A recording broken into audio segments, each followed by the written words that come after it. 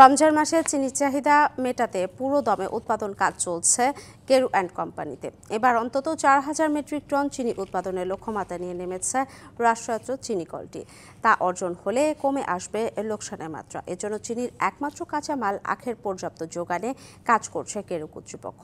ফের নতুনভাবে আশা জাগাচ্ছে দেশের ঐতিহ্যবাহী এই চিনি কলটি। ৬১ কোটি টাকা লোকসানের বোঝা মাথায় নিয়ে গেল ২০ ডিসেম্বর থেকে ৬৫ দিনের আখ মারাই কার্যক্রম শুরু করে রাষ্ট্রায়ত্ত চিনি কল কেরু অ্যান্ড কোম্পানি। আখ মারাই শেষে এখন চিনি উৎপাদনে ব্যস্ত শ্রমিক ও কর্মচারীরা। দিনরাত মিল চলছে নিরবচ্ছিন্নভাবে। অন্যান্যবারের তুলনায় যোগান বেড়েছে প্রধান কাঁচামালেরও। গতবারে আমরা ক্রাশিং করছি ৫৪,০০০ সামথিং।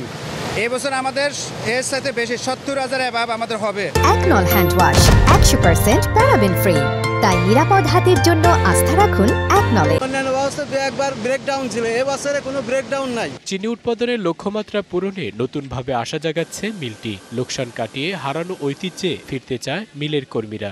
গত বছর আপনার ১.৫ মাস মতন মিল চললো, এবারে আপনার ৬৫ দিনের টার্গেট। তো খুব সুন্দরভাবে মিল চলছে। কয়েক বছরের নাই, এই বছরটা ভালো আছে।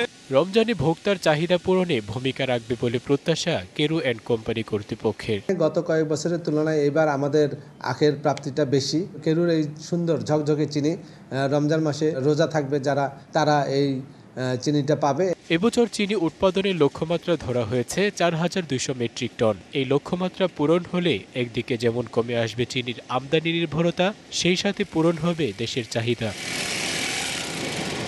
DBC news desk.